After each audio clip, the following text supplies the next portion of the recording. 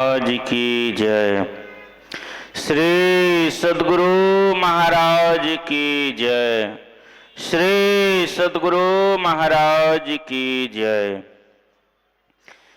मंगल मूर्ति सतगुरु मिलव सर्वाधार।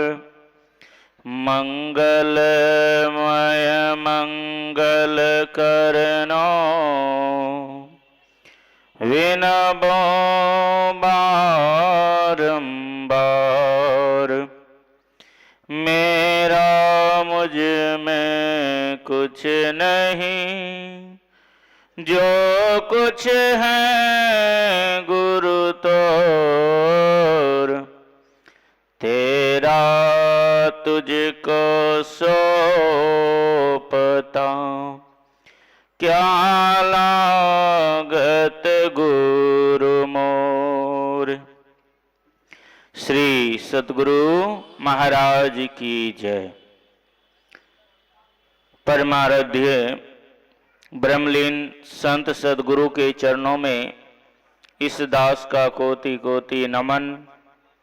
मंचासीन पूज्यपाद आचार्य स्वामी श्री पूर्ण चेतन जी महाराज के चरणों में कोटि सा नमन। स्वामी जगन्नाथ जी महाराज के चरणों में कोटि सा नमन। भरत बाबा, सत्संग में उपस्थित सज्जन वृंद, माताओं एवं बहनों, सबों को प्रणाम। अभी आप लोग श्री रामचरितमानस से पाठ श्रवण किए। उनमें आज का विषय जो है, अभी का विषय बना है भक्ति। हम सब भक्ति करते हैं, सभी कोई भक्ति करते हैं, पर भक्ति तो करते हैं, पर किस तरह का भक्ति करना चाहिए यह सभी को मालूम नहीं। माता सबरी भी भक्ति करते थे। कैसा भक्ति करते थे? मीराबाई भी भक्ति करते थे। कैसा भक्ति करते थे? सहजोबाई भी भक्ति किए थे। कैसा भक्ति किए थे? और हम सब किस तरह का भक्ति कर रहे हैं? कहते हैं भक्ति करते हैं, पर किस तरह का करना चाहिए यह मालूम नहीं है। यह मालूम कैसे होगा? यह मालूम तभी होगा जबकि गुरु के शरण में जाएंगे। भगवान श्री राम माता सबरी के पास गए और माता सबरी बरसों बरसों से भगवान श्री राम का इंतजार कर रहे थे। और हम सब अगर एक दिन देर हो जाए तो हम सब क्या करते हैं? परेशान हो जाते, छोड़ देते हैं। अब माता सबरी कितना प्रतीक्षा किए भगवान श्री राम का। भगवान श्री राम जब माता सबरी के पास गए तो माता सबरी हाथ जोड़कर कहती हैं, हे प्रभु, मैं आपकी स्तुति किस तरह करूं? मैं नीच जाति की भेलनी और भारी जड़ बुद्धि की। हे प्रभु, आप ही कृपा करके कहिए कि मैं आपकी किस तरह सेवा करूं, आपकी भक्ति मैं किस तरह करूं। और भगवान श्री राम मुस्कुराए और कहने लगे, कह रघुपति सुनो भामिनी बाता, मानहु एक भगति करनाता। भगवान श्री राम कहते हैं, हे भामिनी स्त्री। भगवान श्री राम माता सबरी को भामिनी कहते हैं। भामिनी का अर्थ होता है सुंदरी। क्या माता सबरी देखने में सुंदर थी? माता सबरी देखने में कुरूपा थी, सुंदर नहीं थी। और भगवान श्री राम सुंदरी कह रहे हैं। क्या भगवान श्री राम झूठ कह रहे हैं? भगवान श्री राम उनका शरीर का बनावट को नहीं देख रहे हैं, उनके शरीर को सुंदरता को नहीं देख रहे हैं। भगवान श्री राम देख रहे हैं उसके अंदर में सुंदरता जो भरा हुआ है, उसके मन के सुंदरता को देख रहे। और हम सब तो अपना शरीर को ही सजाने में लगे हैं। भगवान को कहते हैं क्या चाहिए? भगवान को नहीं तो सुंदरता प्यारा है, नहीं बलवान प्यारा है, नहीं धनवान प्यारा है, तो भगवान को प्यारा क्या है? भगवान को सिर्फ भक्ति ही प्यारा है। यह सब कहते हैं धन बहुत है, बहुत सुंदरता है, बहुत बलवान है, बहुत ज्ञानवान है, पर उसके अंदर भक्ति नहीं है, तो कहते हैं व्यर्थ है। कहते हैं कुछ भी नहीं है उनके अंदर। फिर भगवान को सिर्फ भक्ति ही प्यारा है। पर हम सब भी भक्ति करते हैं, पर विश्वास थोड़े देर के लिए भी नहीं रहता है। थोड़ा देर कुछ मांग किए, अगर पूर्ति हो गए फिर तो बहुत अच्छा, अगर पूरी नहीं हुआ तो कहते हैं कुछ नहीं है, अब कोई शक्ति नहीं। तुरंत हम सब विचलित हो जाते हैं, विश्वास नहीं। तो कहते हैं अरे मन सोच ले केवल भजन गाने से क्या होगा, नहीं विश्वास जब दिल में तो गुण गाने से क्या होगा। जब विश्वास नहीं है तो कुछ भी होने वाला नहीं है। डॉक्टर के पास हम जाते, कोई बीमार है, डॉक्टर के पास जाते हैं किस लिए? जो बीमारी है वह दूर करने के लिए। और डॉक्टर बतला देते हैं कि यह सब परहेज करना और समय समय पे दवा लेना, तब आपका जो बीमारी है दूर हो जाएगा। अगर परहेज नहीं करेंगे तो बीमारी क्या होगा? ठीक होगा? ठीक नहीं होगा। एक ऐसे व्यक्ति थे, उनको खांसी सर्दी बहुत दिन से सता रहे थे।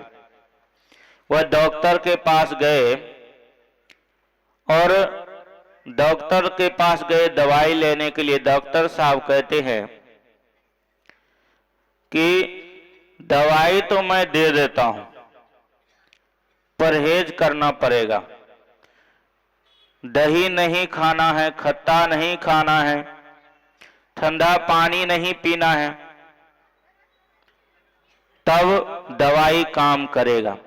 तो वह कहते हैं अगर यह सब खाते रहें तब फिर कहते हैं एक ही काम होगा। क्या होगा? कि आप कभी बूढ़े नहीं होंगे, और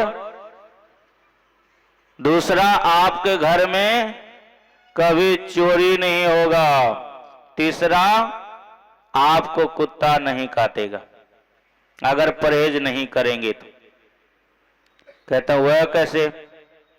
आपको खांसी सर्दी है, आप परहेज नहीं करेंगे और दवाई भी खाएंगे और सब चीज को खाते जाएंगे तो क्या होगा? खांसी सर्दी कभी ठीक नहीं होगा और शरीर कमजोर हो जाएगा, शरीर में जो ताकत है वह छिन्न हो जाएगा। क्या होगा? बहुत को देखे होंगे, देखने में तो बहुत अच्छा है, अगर बीमारी कोई लग जाते हैं तो उसको हाथ में छरी लेना पड़ते। तो वही कहते हैं जब परहेज नहीं करोगे शरीर कमजोर हो जाएगा तो हाथ में छरी लेना पड़ेगा। और जब खांसी सर्दी होगा तो क्या होगा? रात भर खांसते रहेंगे तो चोर क्या कहेगा? अभी तो जगे हुए हैं, इसके घर में नहीं जाना चाहिए चोरी करने के लिए। आपके घर में चोरी नहीं होगा। और कहते हैं कि बूढ़ा नहीं होंगे, जब खांसी सर्दी विशेष हो जाएगा तो बुढ़ापा का इंतजार नहीं करेगा, जवानी में ही चल बसेंगे। यह सब फायदा है परहेज नहीं करेंगे तो। उसी तरह गुरु महाराज भी कहे हैं, अगर भक्ति करना चाहते हैं तो सर्वप्रथम परहेज करना पड़ेगा। गुरु महाराज ने क्या परहेज बताया है? झूठ नहीं बोलना, चोरी नहीं करनी और बेविचार नहीं करना, नशाओं का सेवन नहीं करना है, हिंसा नहीं करना। यह कहता है 5 पाप को त्यागना पड़ेगा सर्वप्रथम अगर भजन करना चाहते हैं तो। जब तक कि त्याग नहीं करेंगे भजन बनने वाला नहीं है। एक तरफ हम सब दूध रखना चाहते हैं बर्तन में, दूध तो रखना चाहते हैं, पानी तो रखना चाहते हैं और नीचे में छेद है, तो कभी वह घड़ा भरेगा, वह कभी नहीं भरेगा क्योंकि नीचे छेद हैं। अगर उनको भरना चाहते हैं सर्वप्रथम उस छेद को बंद करना पड़ेगा। वह छेद क्या है? यही तो 5 पाप हैं, इसको त्यागना पड़ेगा, तभी तो वह परमात्मा आपके अंदर वास करेगा। नहीं तो पूजा पाठ उपासना तो बहुत करते हैं, ये भगवान खुश नहीं हुआ, इस भगवान के पास पूर्ति नहीं हुआ, चलो दूसरे भगवान के पास। 33 करोड़ देवी देवता हम सब सुनते हैं बराबर हैं और सभी का नाम भी मालूम नहीं है, किन किन को हम पूजा करेंगे, किन किन को मैं सेवा करेंगे, और सभी का नाम भी मालूम नहीं है। तो कहते हैं अगर सभी को खुश करना चाहते हैं तो क्या करना पड़ेगा? जिनको कि कहते हैं एक को पूजा करने से सभी खुश हो जाए, वही काम तो करना चाहिए। तो कहते हैं जैसे कि वृक्ष में अनेकों पत्ते हैं, अगर पत्ते पत्ते में पानी डालेंगे तो क्या होगा वृक्ष का हाल? वह वृक्ष सूख जाएगा। अगर जड़ में पानी दे देते हैं तो वह वृक्ष क्या होता है? हरे भरे हो जाते हैं। उसी तरह कहते हैं गुरु पूजन सब देवन पूजा, गुरु सेवा सब सेवा। गुरु का पूजा करने से सभी का पूजा हो जाते हैं। अब आप कहेंगे महाराज क्या मैं पूजा पाठ छोड़ दें? कहने का मतलब है पूजा पाठ भी कीजिए पर विश्वास एक पर कीजिए। अगर नदी पार करना है तो एक नाव पर पांव रखिए, अगर 2 नाव पर पांव रखेंगे तो आप पार नहीं उतर पाएंगे। इसलिए एक नाव पर पांव रखना पड़ेगा, एक नाव पर, तभी पार उतर सकते हैं। एक पर विश्वास करना पड़ेगा। बच्चा क्या करते हैं? बिल्ली के बच्चे को आप देखे होंगे, वह अपने आप को समर्पित कर देते हैं, मां जो करे, और बिल्ली अपने मुख में लेकर जहां चाहते हैं लेकर चले जाते हैं। और वही जब चूहा को पकड़ते हैं तब देखिए क्या हाल होता है उनका। उसी तरह अपने को समर्पित कर देना, आप जो चाहें कीजिए, मैं आपको छोड़ने वाला नहीं। एक पर विश्वास करना पड़ेगा। कभी इस पूजा में कभी उस पूजा में मन को लगाने से कल्याण नहीं होगा। कहते हैं पूजा करिए पर विश्वास एक पर कीजिए। ऐसा नहीं कि कभी उधर कभी उधर। कहते हैं उछल कूद करने से कुछ मिलने वाला नहीं है। इसलिए भक्ति करना है तो एक पर विश्वास करके कीजिए, नहीं तो कहते हैं अगर इधर उधर करेंगे तो क्या होगा? कल्याण होने वाला नहीं। और एक महापुरुष ने कहा है अगर भक्ति नहीं करेंगे तो विशेष लाभ होगा, भक्ति करेंगे तो लाभ तो होगा, पर जो भक्ति नहीं करेंगे उसको विशेष लाभ होगा। तो विशेष लाभ तो सभी को चाहिए। तो विशेष लाभ यही होगा, अभी जो आप सबको 2 पैर हैं और भक्ति नहीं करेंगे तो 4 पांव मिलेगा। 4 पांव मिलेगा। अभी आपको भूख लगता है तो खाने के लिए मांग लेते हैं, बीमारी कोई लगती है तो दवाई ले लेते हैं, और 4 पांव जब मिलेगा, मुंह गूंगा, उस टाइम अगर बीमारी कोई लग जाएगा तो दवाई भी आप नहीं ले पाएंगे। यही फायदा है भक्ति नहीं करेंगे तो। इसलिए कहते हैं भक्ति करना है तो जवानी में भक्ति कीजिए। जवानी में बुढ़ापा का आसरा मत रखिए कि बुढ़ापे में जाके भक्ति कर लेंगे। कहते हैं अगर भजन भक्ति जवानी में करते रहेंगे, अगर आदत बना हुआ है तो बुढ़ापा में भी कर लेंगे। अगर आदत नहीं बना हुआ है तो आप बुढ़ापा में भजन नहीं कर पाएंगे।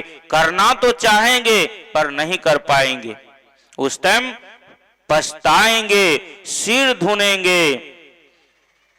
कहते हैं सिर धुनेंगे और आंख से आंसू बहाएंगे कि मैंने यूं ही समय को बिता दिए, भक्ति भजन नहीं किए।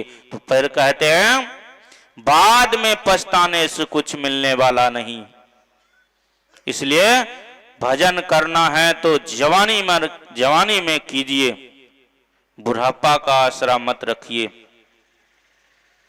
यह मनुष्य का शरीर जो है बड़ा अनमोल शरीर है, और इसी शरीर में रहकर भजन कर सकते हैं और किसी शरीर में रहकर नहीं।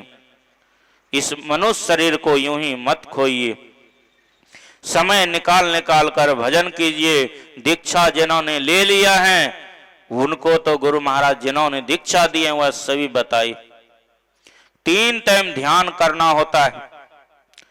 कहते हैं अगर काम में ज्यादा बिजी हैं, नहीं कर पाते हैं, काम काज वाले आदमी दोपहर में नहीं कर पाते हैं, तो कम से कम कहते हैं 2 टाइम तो कर सकते हैं।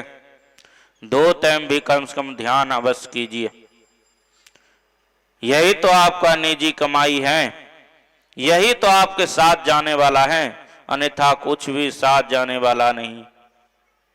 इसलिए समय निकाल कर भक्ति भजन करें। समय विशेष हो गया है, आप विशेषकर पूज्य बाबा सबसे सुनेंगे। श्री सद्गुरु महाराज की जय।